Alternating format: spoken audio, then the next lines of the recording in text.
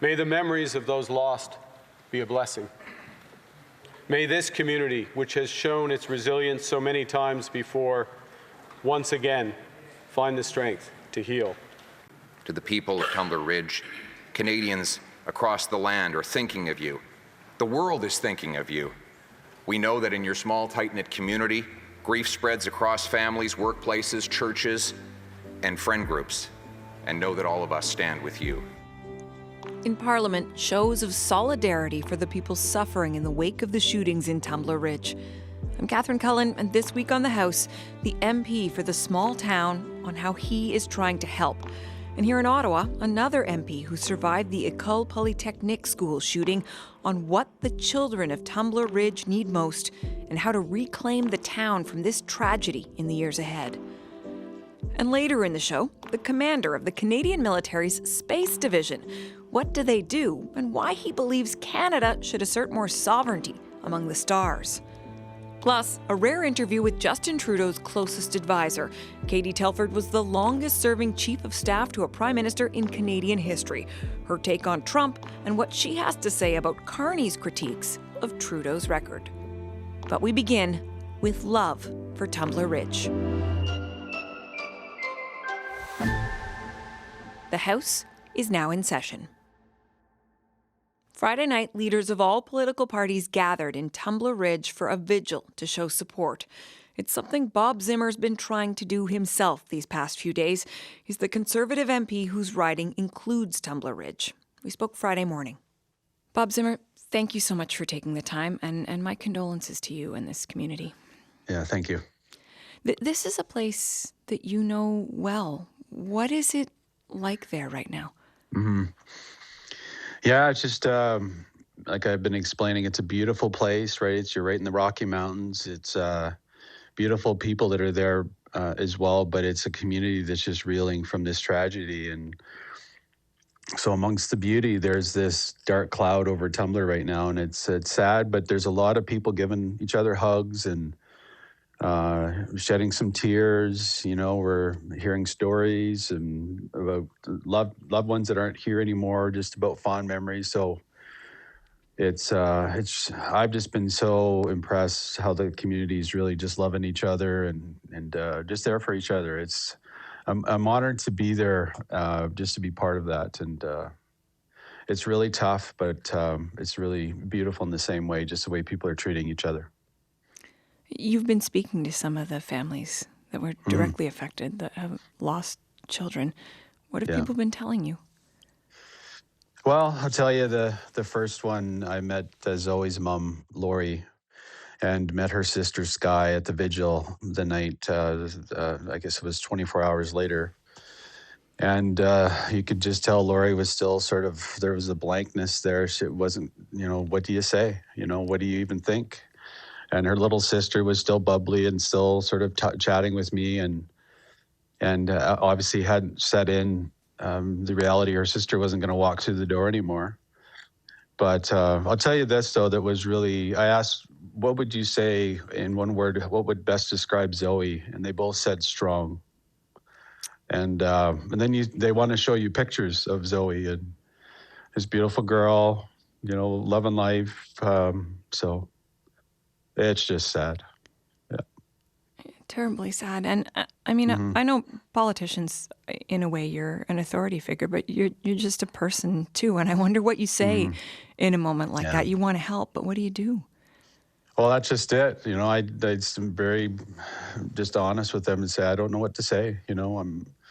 Other than we're parents, we have children too. So I can't even imagine, but I can just imagine how devastated I would have been if I would have lost one of my children. So you try and empathize, and I think it's important just to even what doesn't come out, but you're still making the effort. They see that, and but just to give them long hugs and just assure them that we're listening and we're there for them. I mean, this really all is just happening right now, as you say, describing Zoe's sister and still not maybe the reality having set in. But I think there's a real urge across the country to make sure that Tumbler Ridge gets the kind of support Yes. it needs. What is Yes. your sense of what that is going to be in the weeks that follow? Yeah. Yeah, I think there's obvious, just long-term support. There's been, conversations around mental health and the need, especially in rural places like Tumbler Ridge. But specific to Tumbler Ridge, we've just seen leaders, whether it's Premier, our leader Pierre Poilievre, or the Prime Minister, they're all just wanting to do what they can to help in that healing process. So whatever that looks like. And I think there's going to be some, you've asked a good question. There's going to be some good questions after this, or they're being asked now. And we're just going to have to dig in and really find solutions to these problems. We never want another community to go through what Tumbler Ridge is going through now. You talked in the beginning about the beauty of the way that people in that community are supporting one another. Yeah. And of course, that's where all our attention is. I know a lot of your colleagues from across Parliament have reached out to you, and I wonder what kind of support they're offering you. It's been just amazing. You see us in the House and we're debating and it gets heated at times, and rightfully so. There's some pretty serious issues that we're dealing with there, but I've just had an outpouring across party lines. My colleagues, obviously, just sending a little note saying, see what you're going through, just praying for your community, and from across the aisle to just as many sending condolences and their thoughts and prayers. And it's really, I think it just reminds you, we just need to be a little bit more kind to each other. The person that's in the grocery store aisle that's you don't know what they've been through that day. Just be a little bit more patient, just a little bit more kind, and love your neighbor. We've always heard that, but I think we just need to do that a little more. Bob Zimmer, our thoughts are with everyone in Tumbler Ridge, and thank you for taking the time at this difficult moment to talk to us. I really appreciate it. Thank you. Thank you for your condolences and your prayers. BC Conservative MP Bob Zimmer. The killings in Tumbler Ridge have painful echoes for Nathalie Provost. She is a Liberal MP from Quebec and Secretary of State for Nature. She also survived the 1989 École Polytechnique mass shooting in Montreal, an event that spurred her to spend years advocating for better gun control. How is she thinking about this moment and the best way to support survivors and affected families? She joined me in studio on Thursday morning. Nathalie Provost, thank you for taking the time to be here. It's a pleasure for me to be with you. What went through your mind when you heard about what was unfolding in Tumbler Ridge? Many things, and not always in the same direction. First, it was a big sadness. Another again. So, yeah, very sad. But I knew that there would be another one. And I realize now that it was a real loss of innocence in 1989. And since then, I don't know how, but I remember vividly that a month before the Dawson shooting, I had the feeling that there would be something else again. And so I'm very sad. I don't want it to happen, but I know that it happens. And we are in a moment in our history all across the world where life is tougher than it was before COVID. I would say it like that. And it's long, 6 years of tougher and more difficult. And the public discourse is more polarized. It's creating a distance and a position between people. We just feel it into the parliament. And so I am also worried of what will be the aftermath, because it's always difficult to keep the peace of mind it takes to heal. So I am very, very sad. I felt it could happen, and I am also really worried. I want to talk for a moment about right now. I do want to talk about what you're saying about the future, but at this moment, so many of us are thinking about the children at that school And I wonder for you, obviously it takes on this whole other level of meaning. If you could speak to one of the children who saw a friend's life lost or who was injured, what would you want to say to those children right now?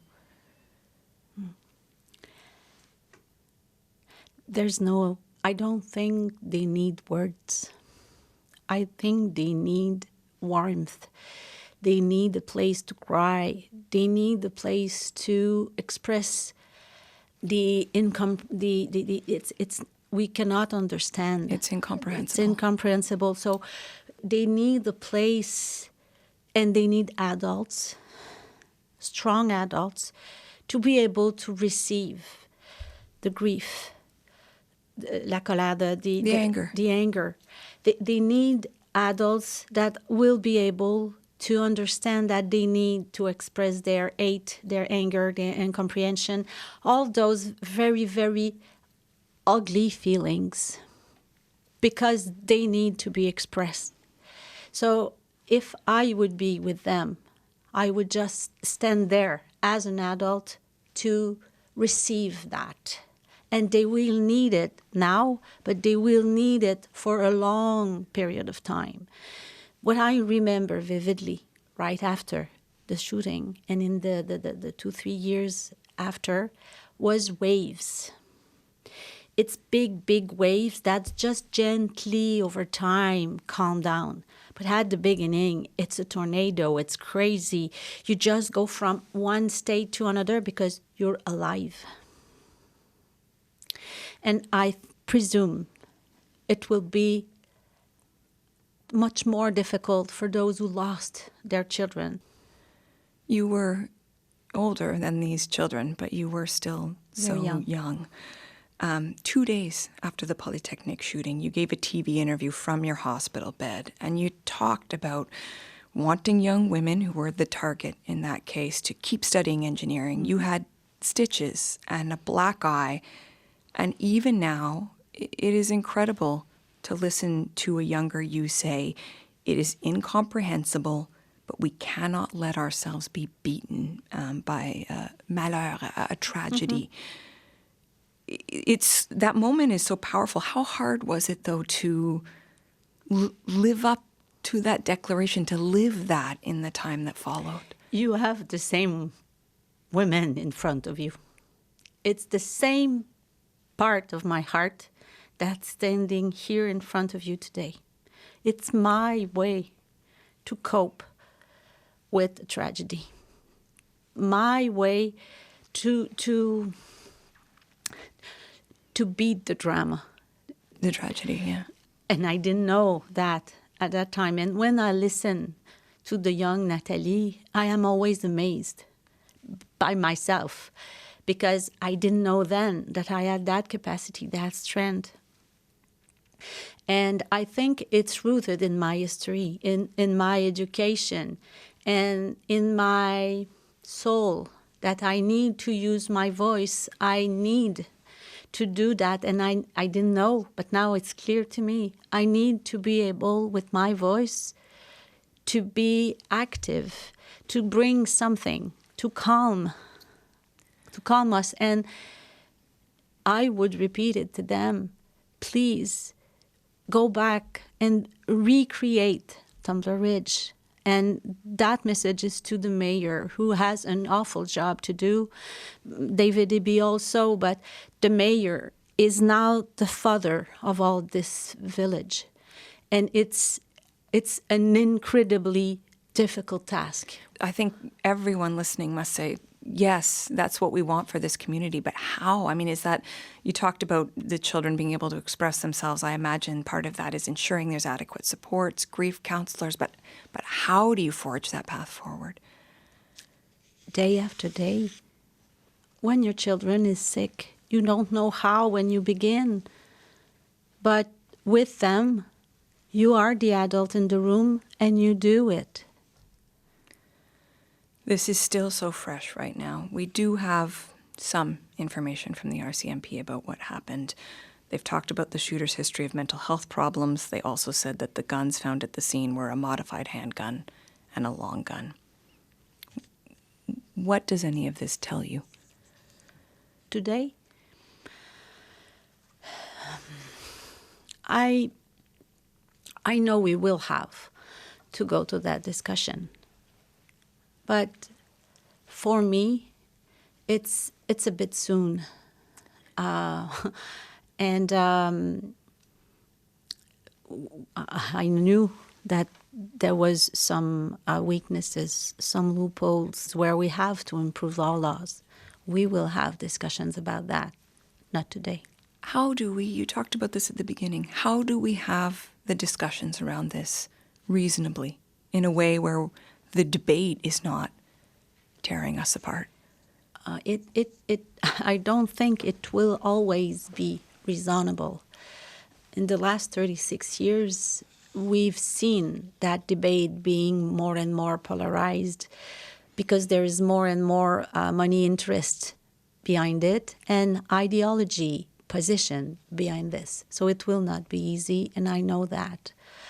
But less than 48 hours after what happened, I don't think it's the time to have those discussions, and I don't think we will help us go through this drama together, because together is central to that story.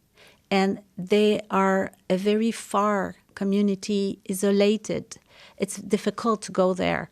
So it will be through social media that we will express them, our grief and our thought.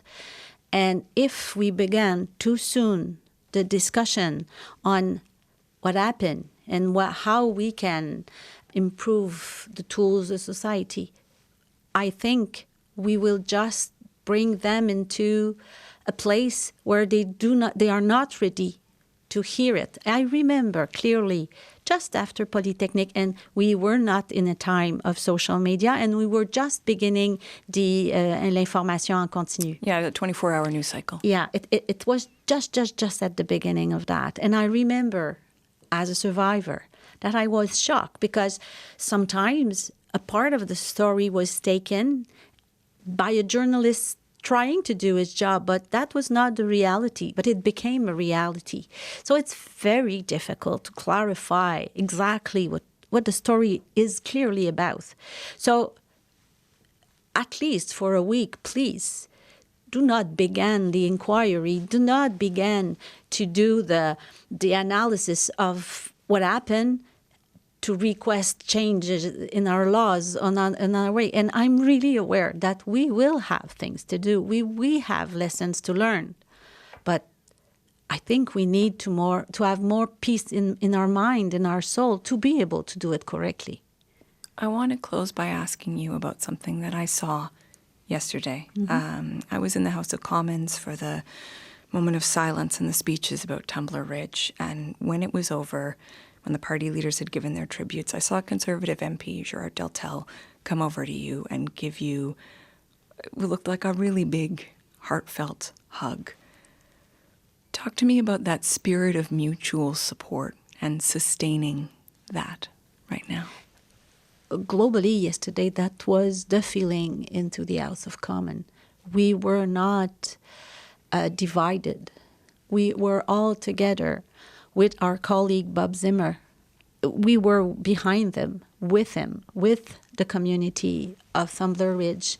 And so our different positions regarding that bill or that regulation or that policy didn't matter yesterday. And we need to have much more occasion to work together for something. So yesterday, we were all together, and for me, it was completely natural to accept and to share my grief with Gerard. And the first motivation is exactly the same. We want the best for our communities. And yesterday, that's exactly where we were. Thank you very much for this conversation. It's a pleasure. Liberal MP and Minister of State, Nathalie Provost.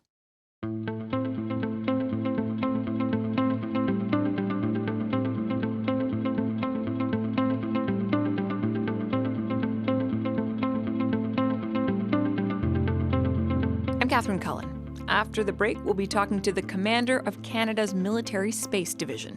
Stay with us. I'm I'm Catherine Cullen. You're listening to The House, making politics make sense. Follow us, and if you like, leave us a review or reach out directly. We're at thehouse@cbc.ca.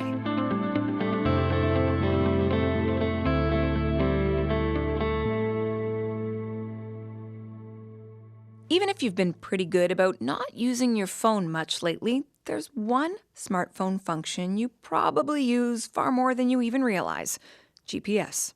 We all push the button, the Uber shows up or the Uber Eats driver arrives at our house. And that isn't something we tend to think about because it functions.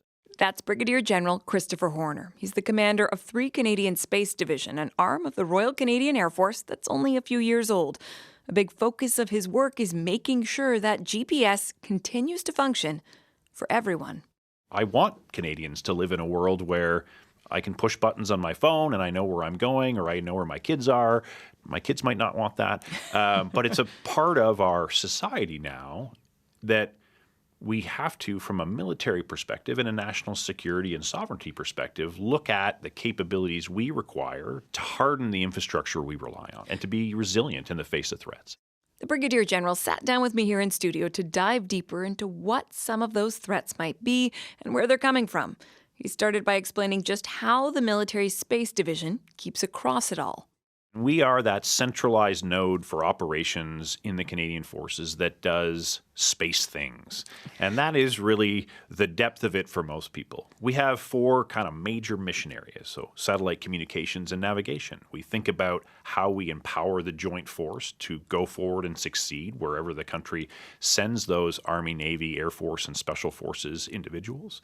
We think about the way that they can operate their systems with precision and how we can communicate to higher headquarters or back home. That is the communication and navigation. We do space-based intelligence, surveillance, and reconnaissance, and that is, in civilian terminology, Earth observation. So the same capabilities that look down on the Earth to help understand where wildfires are or ice flows or maritime traffic, we use from a continental defense perspective. I'm going to get in here because observation sounds very benign, and reconnaissance, I think, to me, has a little bit more of an edge to it. So it's Absolutely. Okay. So that if you were to speak to the Canadian Space Agency, they would talk about Earth observation and how we look at the Earth from space. As we look at the Earth from space, it is to look at the maritime approaches. It's to understand what could be threats to those approaches to Canada, to the Arctic, how that feeds into our relationships with NORAD and continental defense. That is the intelligence, surveillance, and reconnaissance close to home. But we also have to look to where our forces go to provide the force protection required to enable those soldiers, sailors, and aviators to do their business and come home safely. We also do a really important thing called space domain awareness, which sounds fascinating. It does. It means we're looking up or looking from satellites into space at other things that are in space, trying to characterize the somewhere around 16,000 active satellites and pieces of debris that are orbiting the Earth. And that's for collision avoidance, that's for re-entry notification, and it's also to determine if certain countries have deployed certain capabilities that could be perceived as weapon systems or threats against national capabilities. On that note, one of our producers, Emma Godmere, had the opportunity to speak with Sweden's acting space commander last year, Lieutenant Colonel Johan Nystrom. Here's how he described the threat environment. Space wars are for real. It's not sci-fi anymore. It's here. It happens every day. China, Russia, they have identified space domain as a vulnerability. 15 to 20% of our gross national product in the Western world is depending on space infrastructure. So if we don't have access to space, and if our systems in space are attacked by Russia and China, that could have major consequences for us. I mean, it sounds pretty serious. So talk to me about some of the principal threats that you see. So some of the principal threats that I see are arrayed across both capabilities that are terrestrial, so from the Earth that beam things into space, not Star Trek beaming, but disappointing. Totally understand. But working within the electromagnetic spectrum to jam things in space from the Earth, and then systems that are in space that can interfere with the signals or the flight or the capabilities of other assets that are in space. And so, when we look at that and we look at some of the research and development being done by countries that may pose a threat to Such as? I mean, he mentioned Russia and China. Right. I can absolutely tell you that we face interference from what's happening in Ukraine right now. We face interference. Correct. Can you say more about that? I can say that the effects on the battlefield don't stay just on the battlefield, that they go into space and they can interfere with capabilities that are in space. I want to be clear about this because it's significant. You are saying that Russia, or Russia and its allies, I don't know, are trying to interfere with Canada's ability to do work in the region. I'd be super careful how I'd say that. Okay. I'd say that it's very hard to differentiate the types of signals and where they're coming from. But there's so much saturation of jamming, for the lack of better terms, that is emanating from areas in and around the battlefield that it's extending hundreds of kilometers into space. So whether it is direct and intentional, I mean, I don't have access to who is firing all of the systems, or if it's incidental, neither of that matters particularly. What matters is the effects that are being seen on the battlefield are being directed at. We have evidence that, Starlink and Viasat at the very start of the conflict were directly jammed by Russia. We're seeing how they play back and forth and looking at those different constellations. I mean, there's evidence of that, and that's been reported wildly. That is not just because things have come from the battlefield and they're trying to jam each other. They point antennas towards the sky and they try to blank out everything that's up there. But I want to be clear, you're saying Russia is the source of concern for Canada right now. Well, it should be. Yeah, absolutely.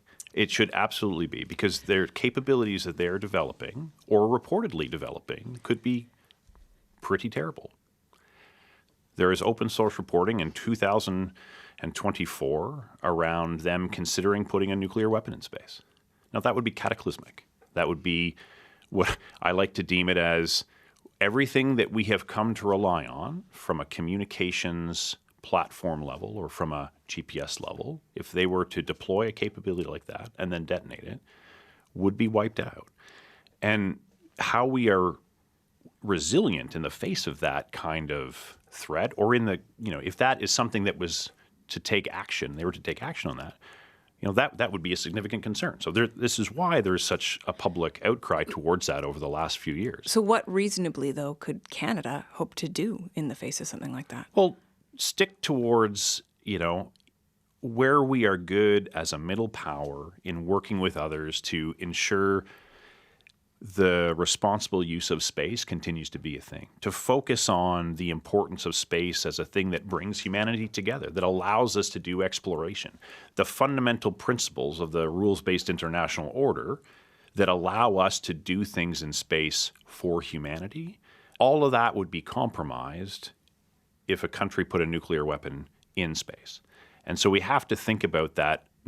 Canada is not going to develop a weapons system that does that. That takes down potential Russian nuclear weapons in space. No, we're going to work as a middle power with our partners globally to ensure that type of thing doesn't happen, and to I don't want to say and to hope they don't do it, but really put the diplomatic pressures where they're needed to be to get down that road. Now, from a military perspective, I only offer that advice of we should really put pressure on them not to put a nuclear weapon in space, because that would be a horrendously terrible thing for so many reasons. Let's talk about what the Canadian government is trying to do now and what more Canada can do. We saw in the last budget about $200 million for sovereign space launch capacity. There's more money to work with the Europeans in space as well. Tell me about what you feel the priorities need to be, what the priorities are in terms of how Canada tries to deal with this domain. Yeah, resilience, right? I think the fundamental reason the government put $183 million, I think is the number, for sovereign launch capabilities, to give Canada its assured access to space.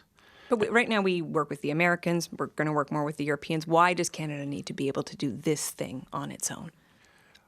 I would argue that this country could access a multi-trillion-dollar space economy. My background is in economics before I joined the military, and so I can't speak too smartly about economics because that was a long time ago, but what I can tell you is the space economy is growing rapidly. So from an economic prosperity perspective, it gives us access to a market we haven't had before.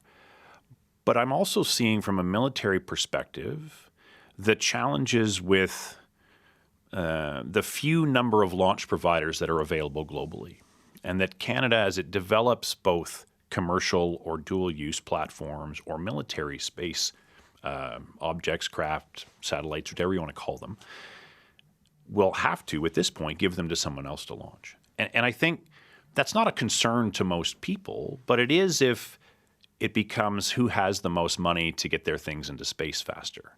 And then it will cost Canadians more to then find a pathway to have SpaceX or Blue Origin or Rocket Lab or someone like that launch it. At this point, do you feel we have to worry about the extent to which we can still rely on the United States? I mean, there's obviously collaboration going on, Artemis too, but we also understand the context all of this is happening and with the threats against our sovereignty by Donald Trump. Yeah, that's a future me when I'm a politician question. But what I would tell you at the military operational level is that we continue to be super operationally aligned from the space domain perspective. When we look at protecting and defending the continent, our individual countries, and then the critical infrastructure. The U.S. Space Force is very reliant on commercial partners to launch their equipment. And they have contracts in place to manage that. But the challenge is it's not just a military-to-military relationship. It's not just me as the 3 Canadian Space Division commander or the Department of National Defense asking the U.S. Space Force, to which we have a great relationship, to launch our military satellites or our commercial satellites. They are also reliant on commercial partners. And so there's I don't want to call it a monopoly because it's not quite that, but there's only a few companies that are currently launching capabilities into space.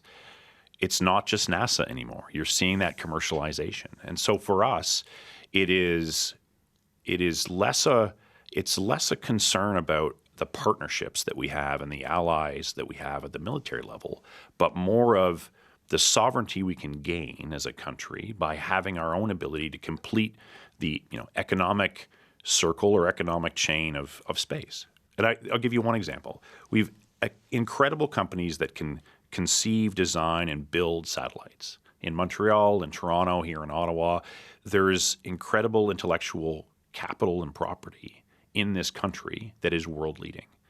But we have to rely on someone else to put all that in space for us. So we miss an economic opportunity, but we also miss sovereign control of our capabilities for a period of time. And that is the part, when I talk about resilience and strengthening our sovereignty, that's important from a military perspective. As we are on the cusp of Artemis II being launched, this moment where we're seeing collaboration between Canada and the United States, but also thinking about the threats that you just mentioned, how do we best ensure that the future is about collaboration rather than confrontation in space? So I think we have to start from a place of resilience and respect, right? And there's a lot of things out there that can threaten a lot of things. There's a lot of individuals that want to do that. But I think how Canada weathers some of that space storm is through our ability to be resilient. And that is both internal to the operations that we conduct, that is a review of where we need to go to defend the Arctic, to defend Canadians, to defend our sovereignty, but also what capabilities will we develop across Army, Navy, Air Force, and space to enable that long-term resilience for the Canadian Armed Forces, but also for Canadians. This was a fascinating conversation, perhaps a bit of an unsettling one at times, but thank you so much for giving us your insights. Hey, thanks, Catherine, anytime. The commander of 3 Canadian Space Division, Brigadier General Christopher Horner.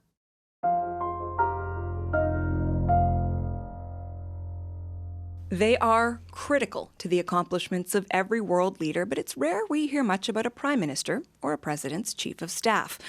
A new book takes a closer look at that role. It's called The Right Hand, Conversations with the Chiefs of Staff to the World's Most Powerful People.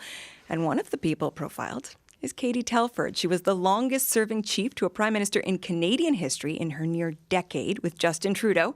She does not give a lot of interviews, but she is joining us on The House, along with the book's author, Phoebe St-Elin-Stocks. She is the founder of a media startup called Missing Perspectives that focuses on women's stories and news. Thank you both for coming on The House. Thank you for having me. Thank you for having me. Katie, I want to start with you. Another chief of staff quoted in this book says that their time in the Prime Minister's office, was like, quote, an egg and spoon race on hot coals and broken glass for 1,000 miles. So my first question is, do you miss politics? Well, politics is still around, and I will never stop paying attention to politics. I believe in it immensely, which is part of the reason I'm here. But I don't miss having to wake up ridiculously early every morning and read everything there is to know in the country and deal with whatever new thing has just been flung at us in a new story or headline. So there are elements that I am enjoying of the new life. We're having a laugh, but it is an incredibly demanding job, and yet you held it for so long, the longest serving chief of staff to a prime minister in Canadian history, nearly a decade. Sometimes people last a couple of years. There are instances where it's just a few months in other countries. Why do you think that you endured longer than anyone else? It's an incredible job. And so one of the reasons that I like Phoebe's book so much is I think it opens eyes, or I hope it opens eyes to many more people who might want to go into this kind of line of work. I believe that the jobs that political staff do are hugely important to how governments function, to how parliaments function. And so it's a privilege to be in that job.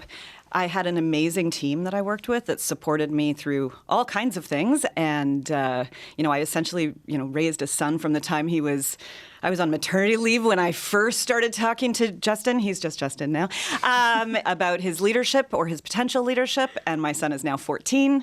And so I had an amazing team that supported me being a mom through all this, but also just supported each other through everything. So it was amazing. And then I had a boss that I got along with really, really well. We worked really well together. We challenged each other well together. So it just kind of kept making sense.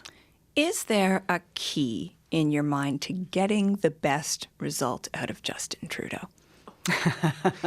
That's an interesting question. I think there are several keys. And we each had our own keys, the people that worked around him, whether it was his, director of communications or his press secretary. If they were bringing him to this building to do something, they would prep him in certain ways. And over time, you'd learn different things that would help. For me, I viewed myself, I had two hats, right? I ran the Prime Minister's office, which is a sizable office of staff. And then I also was the senior most political advisor to the Prime Minister. And so, wearing both those hats, I would both be advising him, but also ensuring he was getting the right advice from others. And whether it was from other political staff or from members of parliament on his team or from stakeholders. And he was someone who thrived off of more knowledge, not less. And so the deeper you could dive with him and take the time ahead of time on whatever the issue was, he would come out, even if he was only giving relatively short answers, he would come out and be able to give those answers in a much more succinct, clear way if he understood the full context behind it. And I think that's something that would surprise people a bit about him, because you'd only see him in front of the camera, that he was somebody who really, really needed and wanted the deep dive. Okay, I want to bring Phoebe into the conversation here. You worked for a time in Australian politics. You said you've always been fascinated by this role of chief of staff.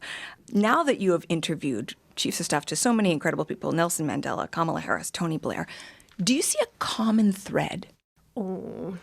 They all, particularly because a lot of the chiefs I interviewed, including Katie, were chiefs of staff during the COVID pandemic. I think a key trait they all have, no matter who it was or what country they were serving, is the ability to be incredibly calm under pressure. And I think that's something we spoke about earlier this week with Ukraine, just being able to be that calm force in a team and kind of in that way, not protect your leader, but just kind of, make sure that only the bigger priorities get to your principal. How much power do chiefs of staff have? I think more power than people think. I'm sure you would disagree with that. But in a way, I would say, particularly from my experience working in the Australian Prime Minister and Cabinet, which I appreciate might be different, the relationship with the PMO, a lot of people wouldn't really come to realise that in many countries, a chief of staff can be the second most powerful person in government. And of course, a lot of people say that about America too. In a way, the chief of staff can be more powerful than the vice president. So I would say really powerful. And it's interesting, like a lot of chiefs of staff I interviewed really disagreed with the term the gatekeeper. But I do think in a way they can manage their priorities and what's going through to the leader that they're serving and managing access as well, which I would say allows them to have a lot of power in government. But I'm sure you would disagree with that. Well, Katie, let me ask you, what is one decision you made? And I understand that a lot of this is providing information to the Prime Minister, but what's one decision you made that you feel had a profound impact? I mean, I would say two things to that. One is, and this is probably why a lot of chiefs of staff will disagree with some of the things Phoebe says, which doesn't make Phoebe wrong, but we would have a different perspective, is it was very important to me to be very mindful of the fact that I'm not a decision maker. And so it was my job to ensure, kind of going back to my previous answer, it's my job to ensure he's getting the right information, that Cabinet is getting the right information so that they can be making the right decisions. So what I would say from a more management standpoint in the Prime Minister's office, something that was really important to me and sort of sticking with the theme of political staff was how we handled human resources and actually had a human resources office and a director of human resources and wellness within our team, because I think that did help allow political staffers to stay longer than they have in the past in our government, including a lot of women being able to have one, sometimes two children and continue working in the Prime Minister's office, which was not something I saw as a younger staffer. Help me understand then the relationship that you have with these decisions that are made, because I understand that you're saying you're not elected, you're not the one who makes the decision. And yet my sense is you feel a sense of ownership, let's say, on the legacy of the Trudeau government, the things that were accomplished, the things that happened while he was in office. Absolutely. Like they're not your decisions, but it's still your product, for lack of a better word? I was part of a broader team, so from that perspective, absolutely. And it's a government and it's a political party that I was obviously part of and still am part of the party. And so I'm very proud of the things that the government has done. Phoebe, chiefs of staff around the world are spending a lot of time right now dealing with the tumult of the Trump administration. You talked about COVID and that experience as a theme through the book. What did chiefs tell you about the element of the unexpected and how that plays into running a country? I think a bunch of chiefs I interviewed kind of spoke to the fact that a lot of your role is just putting fires out every day and also putting out those fires so it doesn't even get to your principal. But it's funny, I think it was Tony Blair's chief of staff, Jonathan Powell, he was saying that he could really only manage 4 crises at once. And then from then on, it just became unmanageable. And for him, I don't know what was happening, but 9/11 was definitely one of them. And that for him was like his threshold. So yeah, I would say the job in itself, I mean, it's funny saying this in front of Katie, who's a chief of staff, but like it is a very unpredictable job. And I think a part of that and being able to do the chief of staff job well is being able to prioritize the crises that you're coming up against. Well, if I could just add to that, I think a huge part of the job was not only putting out the fires if you could, or having working with the team to do that, but it was also trying to find a balance between sort of the urgent, the thing that came up that day, the new crisis, and the important and the delivery of the agenda that you got elected to put there.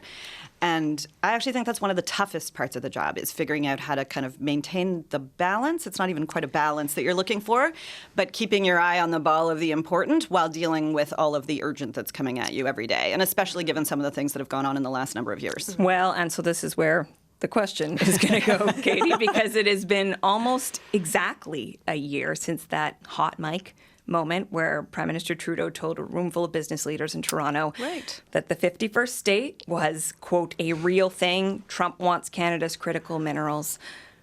What was the moment for you where you personally became aware of the gravity of that threat? Because after that moment, I think all of Canada started to understand what was really happening. But I'm curious when it clicked for you.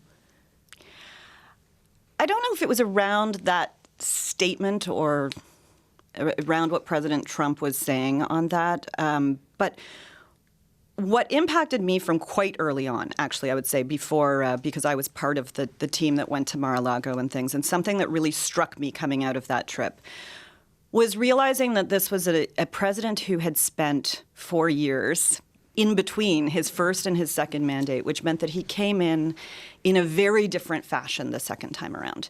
He came in much more organized, with a plan, with a team that hasn't been doing the same kind of turnover that we saw in the first mandate.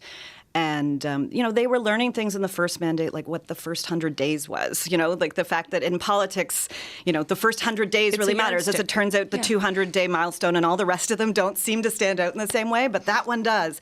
And I can still remember him grappling with that and his team grappling with that at the time, whereas this time they came in knowing all of those things, planning for those things, and also having spent 4 years thinking about what he wanted to do differently and what he felt strongly about. It was clear to you, say, from that Mar-a-Lago meeting, that the threat was more pronounced? Because, Dominic LeBlanc said after that meeting, it's a joke. Yeah, well, that's why I said I'm not speaking specifically to that statement, but more just that the overall challenge was going to be much greater. So I'll come back and to it wasn't easy the first time, dealing with the negotiations back then. Well, so when we see how Donald Trump's threats have played out, the trade war that we are now very much living through, the conversation in this country has been about doing more to diversify trade, selling more of our natural resources. Do you wish that your government had done more to better prepare Canada for this moment?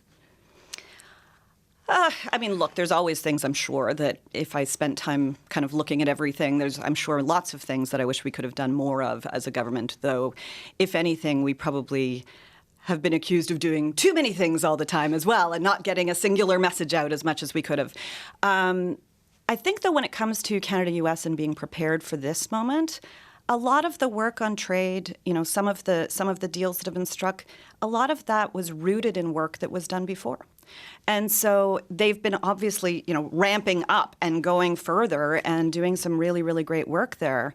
But all of that didn't just start in the last few months. So you think, all things considered, you position Canada relatively well for this moment? Is that the takeaway? I think so. It's a pretty hard thing to plan for.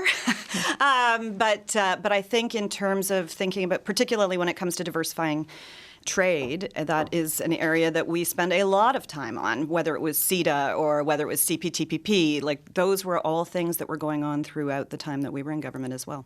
Okay, Phoebe, I want to talk about legacy. You talked to Tony Blair's chief of staff, who was essential in negotiating the Good Friday Agreement for peace in Northern Ireland. But he also talked to you about how he regrets the Blair government's decision to participate in the U.S. war in Iraq. I wondered what your sense was of how the people you talked to dealt with the mixed record of their time in office. Yeah, because I think it's interesting, particularly with Iraq and what happened in the Middle East. I interviewed Tony Blair's chief of staff, as you just said, Jonathan Powell, but also John Howard's chief of staff, Arthur Sitodinis, who Australian Prime Minister. And where Jonathan and Arthur were different was that Arthur went on to become a politician himself and then ambassador to the US. And what I found interesting writing the book after the interviews is reflecting on both of their responses to what happened in the Middle East. And Arthur was very much unapologetic, whereas Jonathan, as you just said, really regretted, decisions that were made, particularly with allegations of, SOFA government, and that they definitely could have done things better. And I do wonder if that's because Arthur went on to become a politician. Maybe that's shaped the way that he, is looking back on events. But it was, I think, particularly those two that really stood out for me. Katie, when it comes to your time in government, in power, Mark Carney has had some things to say on Justin Trudeau's climate plans. Too much regulation, not enough action. He said he focuses on the economy, while Trudeau, quote, had a different focus for Canada. He is undoing significant parts of the work that happened under your government. The consumer carbon tax, the electric vehicle mandate, 2 billion trees program, ditching the capital gains tax increase, dropping the digital services tax, scrapping the oil and gas emissions cap. Does any of that bother you? It won't maybe surprise you to know I support this government and the Prime Minister a lot. Yeah, but that wasn't the question. No, the question is what I think the times have changed, right? It's a new cabinet. It is a new Prime Minister, and they are having to deal with different issues that are right in front of them in an urgent manner for the reasons we were just talking about in terms of Canada-US in particular, but also all kinds of other things that are going on in the world and here at home. And you've got to make different decisions in different moments, So you see these decisions as necessary then? I think so. And obviously the Prime Minister does, and he's a very smart man. But some of this, though, is specific criticism. Too much regulation, not enough action. We're focused on the economy. They were focused on something else. I've heard him say some positive things over time as well, though. Listen, I do want to talk a bit about what's next for you. Justin Trudeau still out there making the occasional speech. In her book, Phoebe wonders whether you two would still continue to work as a team in private life. What does the future look like for the Telford-Trudeau team? Well, I won't be making any announcements this morning, but I will say, perhaps to our own surprise, we're not sick of each other yet. And we actually have been doing some traveling and some speaking. We actually were on stage together about a month ago in Davos, which was actually a lot of fun. And so we're looking to do a little more of that. And, I got advice from a lot of different people, including some former chiefs of staff. And everyone's advice was take your time. Take your time. One of the chiefs of staff that Phoebe read about, it actually gave me comfort when I read her book, because all of the other chiefs that she interviewed were reflecting on experiences, whereas when I talked to Phoebe, I was actually still in the job. Mm-hmm. And one of the chiefs in her book, I believe it was Jacinda Ardern's chief of staff, Raj, he said it took him about 7 months to recover from the job. So I then did the math in my head of how many years I did relative to him, and I've still got some time. Listen, Phoebe, Katie, thank you very much both for your time today. Thank you. Thank you. Justin Trudeau's former Chief of Staff, Katie Telford, and Phoebe St. Elaine Stocks, the author of The Right Hand.